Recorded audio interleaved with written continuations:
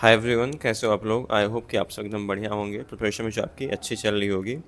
तो हम लोग जो है वो 2025 का जो यूपी सेनेट का एग्ज़ाम हुआ था उसके क्वेश्चंस की प्रैक्टिस कर रहे थे। तो अभी जो कल वीडियो मैंने अपलोड किया था वो बायोलॉजी पे किया था, मतलब सेक्शन ए किया था।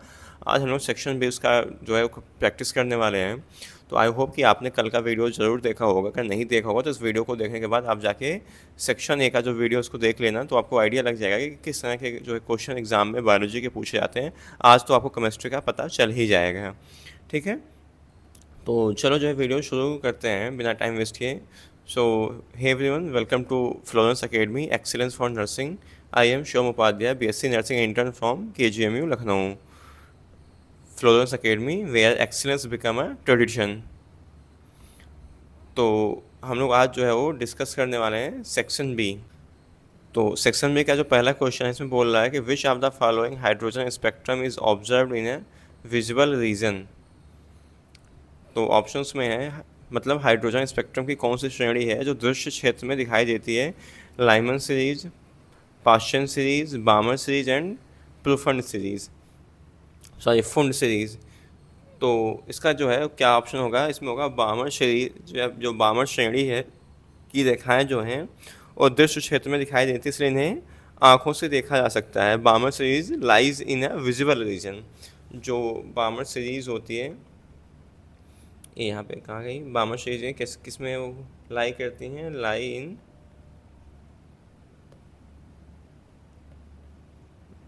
In visible region. तो क्या होती हैं, हमें दिखाई देती हैं। बाकी जो लाइमन होती है, लाइमन किस में, यूवी रीजन में होती है। यूवी रीजन का होता है ये विजुअल। बामर तो आपका हो गया। बाकी पाशन जो है वो इंफ्रारेड रीजन, ये होगी इंफ्रारेड। ठीक है, तो आगे चलते हैं, अगला क्वेश्चन देखते हैं। इसमें बोल अगला है कि the pH value of an acidic solution is generally. अम्लीय विलयन का पीएच समानता कितना होता है। तो greater than 7, equal to 7, less than 7 and greater than 14। तो 26 का जो है वो कौन सा ऑप्शन सही हो, चलो आप बताओ। इसमें क्या होगा, अगर एसिडिक बोल रहा है ना, अम्लीय। अम्लीय मतलब क्या होता है, एसिडिक होता है। और एसिडिक आपको पता ही कि एसिडिक उसको बोलते हैं जिसका पीएच क्या होता है, बिलो 7 होता है। तो क्या हो जाएगा यहाँ पे, लेस देन 7, मतलब कि 7 से कम। अगर 7 से कम होता है तो एसिडिक होता है। यहाँ पे मैं लिख दे रहा हूँ, अगर पीएच क्या होता है, लेस देन 7 तो एसिडिक होता है, मोर देन 7 तो बेसिक होता है, अगर 7 होता है तो क्या होता है, न्यूट्रल। ठीक है, तो आगे बढ़ने से पहले मैं आपको बता दूं कि अगर आप अभी तक जो है मतलब कंफ्यूज हो कि आप क्वेश्चंस की प्रैक्टिस कहाँ करो, और ऐसे क्वेश्चन इस टाइम पे आपको प्रैक्टिस करना बहुत ज़रूरी है जो आपके सिलेबस और पैटर्न पे बेस्ड हो। ठीक है, तो इसलिए मैं आपको सजेस्ट करना चाहता हूँ, आप लोग जाके जो है फ्लोरेंस अकेडमी का फुल सिलेबस का टेस्ट सीरीज आप इसे बाई कर सकते हो। इसके लिए सिंपली आपको जो है प्ले स्टोर पर जाके फ्लोरेंस अकेडमी का जो है ऐप डाउनलोड करना होगा। आप जाओ उस पर लिखो, टाइप करो फ्लोरेंस अकेडमी, वहाँ से आपको जो है वो ऐप मिल जाएगा।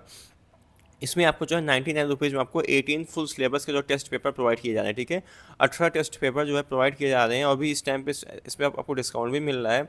इसमें जाके आप अगर FLTS और 10 अगर आप कूपन कोड आप अप्लाई करोगे तो आपको जो है 10 रुपीज़ जो है यहाँ पे ऑफ हो जाएगा। ठीक है, और इसके साथ आपको जो है वो जो क्वेश्चन पेपर मिलेंगे वो आपके यूपी सीनेट के सिलेबस और पैटर्न पे बेस्ड होंगे। क्वेश्चन पेपर बाइलिंगुअल होगा, मतलब कि हिंदी और इंग्लिश जो दोनों मीडियम्स में होगा। और इतना ही नहीं, इसके साथ आपको फ्री ऑफ कॉस्ट में जो है फार्मूला शीट भी प्रोवाइड की जाएगी, जहाँ से आपके डायरेक्टली जो क्वेश्चन एग्जाम में पूछे जाते हैं फार्मूला बेस्ड, उनकी उसकी प्रॉब्लम जो है सॉल्व हो जाएगी। और ये हमारा व्हाट्सएप नंबर है, अगर आपको कोई दिक्कत होती है तो आप 8115529251 पे आप व्हाट्सएप कर सकते हो। कोई भी अगर आपको दिक्कत हो रही है, परेशानी हो रही है, आप वहाँ से अपना डाउट जाके पूछ सकते हो। ठीक है, तो आई वुड लाइक टू यार रिकमेंड यू कि आप सभी लोग इसे प्लीज़ ज़रूर ज्वाइन करो, इसमें आपका ही बेनिफिट है। बहुत अच्छी टेस्ट सीरीज, आप इतने क्वेश्चन दो सॉल्व कर लो, इसी ऐसे ही पैटर्न पे आपके एग्जाम में क्वेश्चन पूछे जाएंगे और आपका कॉन्फिडेंस भी जो है वो हाई होगा। ठीक है, और आप खुद को एनालाइज भी कर पाओगे कि आपके मतलब कहाँ पे वीकनेस है, कहाँ पे आप गलतियाँ। अगला क्वेश्चन है कि washing soda is chemically represented at. जो वॉशिंग सोडा होता है उसको केमिकली कैसे रिप्रेजेंट करते हैं। तो देखो, जो वॉशिंग सोडा इज़ है सोडियम कार्बोनेट और क्या, डी डेकाहाइड्रेट। वॉशिंग सोडा का जो रासायनिक नाम होता है सोडियम कार्बोनेट डेकाहाइड्रेट होता है, इसका जो फॉर्मूला होता है वो क्या होता है Na2CO3.10H2। अब देख लो किस में होता है, कहाँ लिखा है। हाँ, तो फोर्थ थी देखो Na2CO3.10H2O। तो मतलब क्या हो जाएगा इसका जो है वो आपका फोर्थ ऑप्शन जो है वो सही होगा, किसका 27 का। और आगे भी चलते हैं, अगला क्वेश्चन देखते हैं 28। 28 में बोल रहा है यहाँ पे कि entropy is maximum in which physical state of matter. पदार्थ की किस अवस्था में एंट्रोपी जो सर्वाधिक होती है। तो ऑप्शंस में है सॉलिड, लिक्विड, प्लाज्मा, गैस। तो आप क्वेश्चंस को देखते चलो, बाकी इसका पीडीएफ में शेयर कर दूंगा टेलीग्राम पे, आप वहाँ से जाके देख सकते हो कि मतलब किस तरह के क्वेश्चंस आपसे एग्जाम में पूछे जाते हैं। कि आपको ज़रूरत है इतना हाई फाई या फिर नीट के लेवल के क्वेश्चंस डिस्कस करने की, अगर ऐसे क्वेश्चन आपके एग्जाम में आ रहे हैं। इसलिए जो होता है आप लोग कुछ बच्चे ऐसे होते हैं पढ़ते बहुत हैं, ठीक है, कुछ एक्स्ट्रा ओवर स्मार्ट बनने के चक्कर में या फिर कुछ ऐसे एजुकेटर्स हैं जो उनको ऐसे मिसगाइड कर देते हैं कि नहीं आप बहुत हार्ड क्वेश्चंस की प्रैक्टिस करो ऐसा वैसा, तो उस चक्कर में उनका सिलेक्शन जो रुक जाता है। इसलिए आपको प्रॉपर अपने सिलेबस को फॉलो करना, आपको बहुत बड़ा यहाँ पे ज्ञानी नहीं बनना, आपको पंडित नहीं बनना है, ठीक है। आपको सिर्फ उतना ही जानना करना जितना आपके एग्जाम में पूछा जाता है, that's enough for you right now. ठीक है, आपको कुछ भी बहुत एक्स्ट्रा यहाँ पे पीएचडी नहीं करना है, बस आप इतना पढ़ो जितना आपका एग्ज़ाम जिससे क्लियर हो जाए। अगला है entropy is maximum in which physical state of matter. पदार्थ की किस अवस्था में एंट्रोपी जो है सर्वाधिक होती है। तो सॉलिड, लिक्विड, प्लाज्मा, गैस। तो देखो यहाँ पे जो एंट्रोपी का ऑर्डर होता है वो होता है सबसे कम किस में होती है, सॉरी सबसे ज़्यादा किसका होता है, गैस की एंट्रोपी ज़्यादा होती है, फिर लिक्विड की, फिर सॉलिड। तो गैस अवस्था में जो है कण सबसे अधिक क्या होता है, स्वतंत्र होता है, इसलिए उसकी जो क्या होते हैं अव्यवस्था जो होती है सबसे कम अधिक होती है। एंट्रोपी रिप्रेजेंट्स रैंडमनेस और डिसऑर्डर, मतलब जितनी ज़्यादा डिसऑर्डर होगा उतना ज़्यादा क्या होगा, एंट्रोपी होगी। ठीक है, जैसे एक मुझे आप इसका एक इस क्वेश्चन है, इसका आप मुझे जो है वो कमेंट में इसका आंसर आप कमेंट करके बताओ चलो, कि जब अंडा होता है रॉ अंडा, जब उसे आप बॉयल करते हो तो क्या होता है वो, क्या होता है वो टाइट हो जाता है ना, तो हार्ड हो जाता है। नहीं तो पहले एकदम पतली सी, कितना उसमें लिक्विड होता है ना वो अंदर, जो उसका अंदर मटेरियल होता है। तो जब आप उसे बॉयल करते हो तो अंडा क्या होता है, कड़ा हो जाता है, हार्ड हो जाता है। तो उस केस में आप बताओ कि एंट्रोपी बढ़ रही है या फिर घट रही है। इसका जो आंसर आप मुझे कमेंट करके बताओगे इस केस का। ठीक है, तो देखो एंट्रोपी का ऑर्डर होता है सबसे ज़्यादा गैस में, फिर लिक्विड में, फिर सॉलिड में। तो अब देख लो मैक्सिमम एंट्रोपी आपसे यहाँ पे क्या पूछा है, मैक्सिमम किस स्टेट में। तो देख लो गैस में होता है, तो क्या हो जाएगा इसका जो है डी ऑप्शन आपका जो है वो सही होगा। अगला क्वेश्चन यहाँ पे है कि according to the modern periodic law properties of elements depend on their. आधुनिक आवर्त नियम के अनुसार तत्वों के गुण किस पर निर्भर करते हैं, atomic mass, atomic number sorry mass number, and जो आपका यहाँ पे लास्ट ऑप्शन है, आई थिंक लास्ट ऑप्शन यहाँ पे है नहीं आपका, तो इसका जो है वो कौन सा ऑप्शन सही होगा, चलो बताओ। तो क्या होगा इसका, modern periodic law state that the physical and chemical properties of elements are periodic function of atomic number. तो क्या हो जाएगा इसका सही ऑप्शन यहाँ पे बी होगा, एटॉमिक नंबर। ठीक है, अगला क्वेश्चन है आपका, इसमें बोल रहा है कि deficiency of vitamin C leads to which disease. Vitamin C की कमी से जो है कौन सा रोग होता है, beriberi, rickets, scurvy, night blindness. तो 30 का जो है वो यहाँ पे कौन सा ऑप्शन सही हो गया, सी होगा, स्कर्वी। जो स्कर्वी होता है, विटामिन सी की कमी से स्कर्वी रोग होता है, जिससे क्या होता है मसूड़ों में रक्त का स्राव होने लगता है, ब्लीडिंग गम्स इसे और दूसरे नाम से जानते हैं, इसे बोलते हैं ब्लीडिंग गम्स। मैं यहाँ पर लिख दे रहा हूँ, ब्लीडिंग गम्स। ठीक है, अगला क्वेश्चन है कि the pH of 0.01 mole NaOH solution will be. 0.01 mole NaOH pH solution का pH क्या होगा। देखो एक क्वेश्चन मैं ऐसे आपको बहुत बार करा चुका हूँ ऐसे क्वेश्चंस, तो जिनने पहले हमसे प्रैक्टिस की होगी उनको ये आसानी से मतलब वो कर ले जाएंगे। तो इसको देखो सबसे पहले NaOH स्ट्रॉन्ग बेस है, तो मतलब क्या हो जाएगा 0.01 और मतलब हो जाएगा 10 की पावर -2 हो जाएगा, तो POH 2 हो जाएगा। सो pH क्या हो जाएगा 14 -2 इक्वल टू कितना हो जाएगा 12। ठीक है, तो क्या हो जाएगा यहाँ पे, इसका डी ऑप्शन सही आपका हो जाएगा यहाँ पे 12। देख लो कैसे सॉल्व करते हैं ऐसे क्वेश्चन, ऐसे जो आप लोग न्यूमेरिकल का पूछ रहे हैं कि भैया न्यूमेरिकल कैसा आता है, तो देख लो न्यूमेरिकल जो है कैसा आता है आपके एग्जाम में। अगला क्वेश्चन है कि which element is found in the highest amount in earth crust. भू प्रॉपर्टी की में सर्वाधिक मात्रा में पाया जाने वाला तत्व कौन सा है, सिलिकॉन, एल्युमिनियम, ऑक्सीजन, आयरन। चलो बताओ फटाफट क्या होगा इसका सही ऑप्शन, क्या हो जाएगा यहाँ पे, सी होगा ऑक्सीजन। तो मतलब oxygen is the most abundant element in earth crust. पृथ्वी की भू प्रॉपर्टी पर ऑक्सीजन जो है 46% जो है वो पाया जाता है। तो क्या हो जाएगा इसका जो है सी ऑप्शन सही होगा। यहाँ पे जो क्रम है अबंडेंट का वो हो जाएगा O2 oxygen, silicon plus and अगला क्या है एल्युमिनियम, ये ऑर्डर होता है। ठीक है, सबसे ऑक्सीजन फिर सिलिकॉन फिर एल्युमिनियम। अगला है in galvanic cell oxidation always takes place. जो गैल्वेनिक सेल होती है, गैल्वेनिक सेल में ऑक्सीकरण किस पर होता है, कैथोड पे होता है, एनोड पे होता है, both electrode and salt bridge. चलो बताओ फटाफट इसका जो है क्या क्या होगा सही ऑप्शन। तो देखो जो ऑक्सीडेशन मीन्स क्या होता है, लॉस ऑफ इलेक्ट्रॉन होता है। तो गैल्वेनिक सेल में जो एनोड पर ऑक्सीकरण होता है तथा कैथोड पर क्या होता है, अपचयन होता है। तो क्या हो जाएगा इसका सही ऑप्शन यहाँ पे बी होगा एनोड। तो जो ऑक्सीडेशन होता है, ऑक्सीडेशन किस पे होता है, एनोड पे होता है।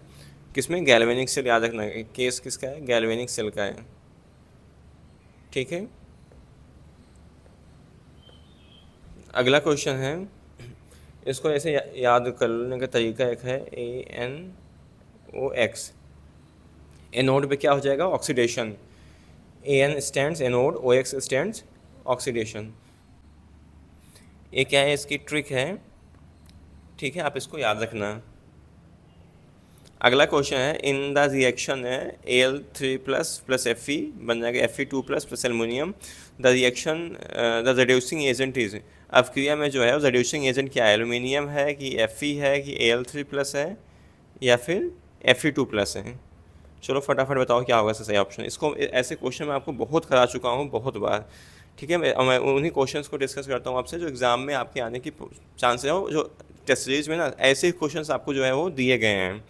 तो इसलिए मैं आपको बोल रहा हूँ टेस्ट सीरीज आपके लिए काफ़ी ज़्यादा हेल्पफुल होगी। सेम ऐसे क्वेश्चन जैसे आपके एग्जाम में आते हैं ना वैसे ही क्वेश्चन दिए गए, कुछ भी एक्स्ट्रा हाई फाई या फिर बहुत कम लेवल का क्वेश्चन नहीं दिया गया, सेम एग्जैक्ट यही है। तो देखो जो रिड्यूसिंग एजेंट क्या होता है, इट सेल्फ गेट्स ऑक्सीडाइज्ड।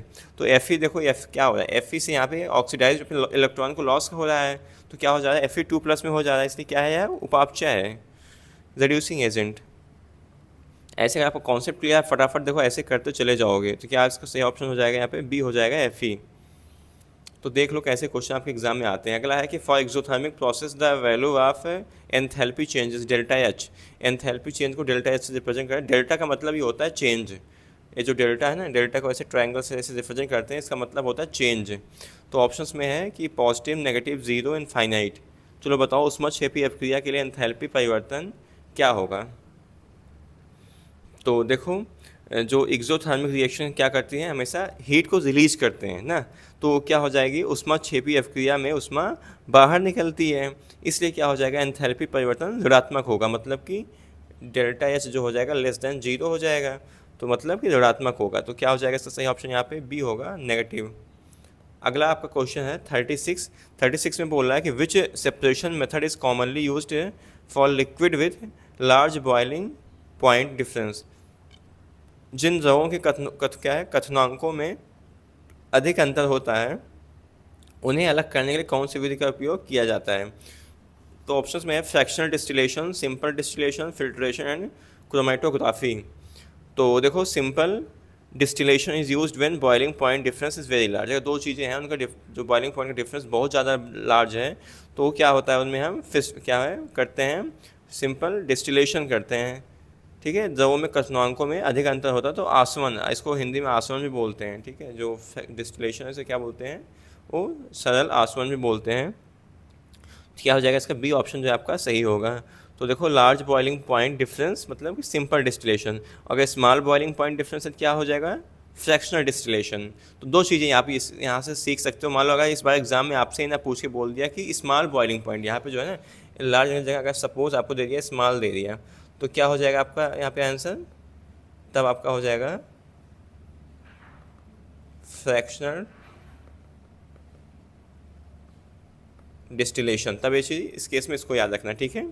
तो हर पॉसिबिलिटी को देखते चला करो, सिर्फ जो सही ऑप्शन है उसी पे मत टिक किया करो, ठीक है।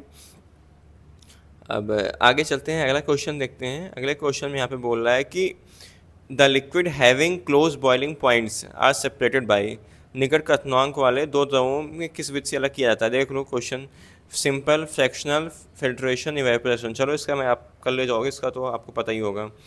अगला क्वेश्चन यहाँ पे है कि COOH group is derived from which fractional group, जो कार्बोक्सिलिक ग्रुप होता है किस समूह परिवार से संबंधित है, एल्कोहल, एल्डिहाइड, कीटोन, ईस्टर। चलो बताओ किस क्या होगा इसका सही ऑप्शन।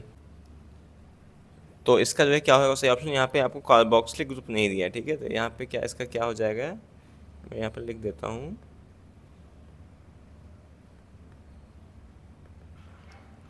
ठीक है, आपको किस पे टिक करना है, कार्बोक्सिलिक ग्रुप पे COOH के लिए, ठीक है। बाकी अगला क्वेश्चन है कि इफ़ डेल्टा एच है -200 kilo joule the reaction is considered. अगर डेल्टा एच जो है, अभी मैंने आपको पीछे डेल्टा एच एक्सप्लेन किया था, अगर 200 किलो जूल है तो अब क्रिया कैसी होगी, एक्सोथर्मिक होगी कि इंडोथर्मिक होगी कि रिवर्सिबल होगी कि न्यूट्रल होगी। तो देखो, अगर मतलब negative values of enthalpy means कैसा है, हीट जो है रिलीज़ हो रही है। इसको मैंने आपको पहले डिस्कस किया था। तो डेल्टा एच जड़त्मक अपक्रिया किस में होती है, उसमें 6P में होती है। तो क्या हो जाएगा इसका सही ऑप्शन ए होगा यहाँ पे, एक्सोथर्मिक, मतलब क्या है, हीट जो है आपकी रिलीज़ हो रही है।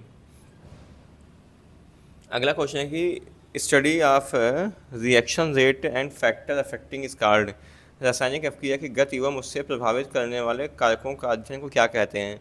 Thermodynamic, chemical equilibrium, chemical kinetics and electrochemistry.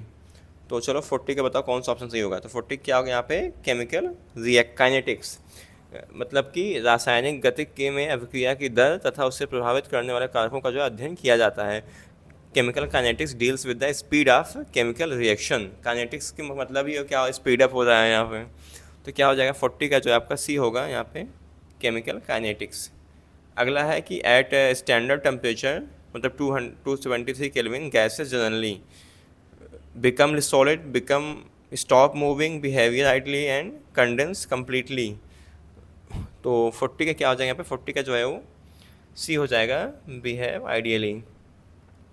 अगला है which gas change lime water into milky appearance, कौन सी गैस चूने के पानी को दूधिया बना देती है। Oxygen, carbon dioxide, nitrogen and hydrogen. चलो बताओ कि चूने के पानी को दूधिया जो है कौन सी गैस जो है बनाती है। तो क्या हो जाएगा इसका सही ऑप्शन जो है वो यहाँ पे बी होगा, कार्बन डाइऑक्साइड। तो CO2 जो होता है, CO2 reacts with lime water. Lime water formula क्या होता है, CaOH का होल ट्वाइस। यहाँ पे मालूम मैं लिख दे रहा हूँ, अगर आपको ना याद हो तो क्या होता है, CaOH का होल ट्वाइस, इसको बोलते हैं लाइम वाटर, ठीक है। From to form calcium carbonate. तो कार्बन डाइऑक्साइड जो है चूने के पानी से अपक्रिया करके कैल्शियम कार्बोनेट बनाता है, जिससे क्या होता है, दूधिया रंग दिखाई देता है। बाकी इसका अगर रिएक्शन अगर आपको नहीं पता, मैं रिएक्शन यहाँ पर लिख देता हूँ इसका। देखो इसका जो रिएक्शन होता है, CaOH का होल ट्वाइस प्लस CO2 बन जाएगा CaCO3 प्लस H2O जो है निकल जाएगा, ठीक है। तो क्या हो जाएगा इसका सही ऑप्शन यहाँ पे बी होगा, कार्बन डाइऑक्साइड। अगला है physical disproportion mainly involve which type of force, भौतिक अधिशोषण में मुख्यतः कौन सा बल जो है कार्य करता है। Covalent, ionic, van der Waals and hydrogen bond. तो 43 क्या हो जाएगा, सी होगा, वैन डर वाल्स। अगला क्वेश्चन यहाँ पे है, at 0 degree Celsius which substance release heat है rapidly on further cooling. 0 degree Celsius पर निम्न में से कौन से पदार्थ जो है ठंडा करने के लिए उष्मा शोषा छोड़ता है। Ice, water, both equally, none. तो क्या हो जाएगा इसका सही ऑप्शन यहाँ पे बी होगा, वाटर, ठीक है। At 0 degree Celsius water changes into ice and release latent heat of fusion. 0 degree Celsius पर जल जमते समय क्या होता है, गुप्त उष्मा जो है वो छोड़ता है। Freezing releases heat. अगला है क्वेश्चन कि which element exist in liquid state at room temperature. निम्न में से कौन सा तत्व है कमरे के तापमान पर द्रव अवस्था में पाया जाता है। बहुत बार मैं करा चुका, तो इसका कौन सा ऑप्शन सही होगा। फिलहाल देखो, अगर यहाँ पे देखो कोई स्पेसिफाई नहीं किया है, फिर देखो ऑप्शंस में देखो ब्रोमीन और मरकरी दोनों पाए जाते हैं, लेकिन जो मतलब जो मरकरी है क्या, अगर यहाँ पे मेटल होता तो मरकरी होता है, और अगर नॉन मेटल होता है तो क्या आपका सही होता है, ब्रोमीन सही होता है। तो वैसे यहाँ पे देखो, अगर मोस्ट अगर एक्यूरेट यहाँ पे क्वेश्चन इसका ऑप्शन देखें तो क्या हो जाएगा, मरकरी होगा। ठीक है, आपको मरकरी लगाना है, अगर स्पेसिफाई नहीं किया है कि नॉन मेटल है या मेटल है। अगला है the one mole of substance consist how many particles, किसी पदार्थ के एक मोल में कितने कण पाए जाते हैं। तो देखो इसमें आपको हिंट में ये चीज़ दी हुई है, तो क्या हो जाएगा यहाँ पे, वन मोल कितना होता है, 6.022 इंटू 10⁻23।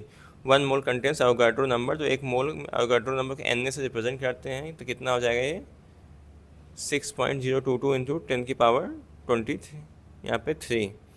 तो देख लो किस पे है, पहला ही ऑप्शन जो आपका वो सही होगा। अगला क्वेश्चन है यहाँ पे कि formation of soap and alcohol from ester in presence of basic is known as, क्षार की उपस्थिति में एस्टर से साबुन एवं एल्कोहल बनने की प्रक्रिया क्या कहलाती है, हाइड्रोलिसिस, स्टरीफिकेशन, स्पॉन्टिनिफिकेशन एंड न्यूट्रलाइजेशन। तो क्या हो जाएगा यहाँ पे सही, सैपोनिफिकेशन मतलब साबुनीकरण। अगला क्वेश्चन है कि solution contain 0.01 mole urea in 500 gram solution, it's molarity is, यहाँ से आपसे मोलैरिटी पूछा है कि इसकी जो है मोलैरिटी क्या होगी। ठीक है, तो देखो मोलैरिटी का फॉर्मूला होता है गिवन मोल अपॉन वेट इन केजी में, तो n 0.01 मोल, वेट 500 ग्राम, मतलब कि 0.5 kg हो जाएगा। ऑप्शन देख लो केजी में दिया है ना, तो आपको केजी में कन्वर्ट करना पड़ेगा, तो क्या आ जाएगा मोलैरिटी 0.01 अपॉन 0.5 इसको टू कितना आ जाएगा 0.02 मोल पर केजी। देख लो कौन से ऑप्शन में है 0.02 मोल पर केजी। तो देख लो आपके एग्ज़ाम में कैसे न्यूमेरिकल आते हैं, कैसे थ्योरेटिकल क्वेश्चंस आते हैं। आई होप कि आज का इस वीडियो के बाद आपका जो डाउट था क्लियर हो गया होगा। ठीक है, तो आज हमने केमिस्ट्री के क्वेश्चंस की 48 हो गए हैं। ठीक है, बाकी हम जो है वो नेक्स्ट वीडियो में वो फिर अगला सेक्शन हम डिस्कस करूँगा मैं आपसे। ठीक है, तो बाकी अगर वीडियो आपको पसंद आई हो तो वीडियो को लाइक कर देना, अगर इसका पार्ट आप चाहते हो अगला तो उसमें आप कमेंट करके बताओ आप इसका नेक्स्ट पार्ट चाहते हो। ठीक है, so thank you so much watching for this video.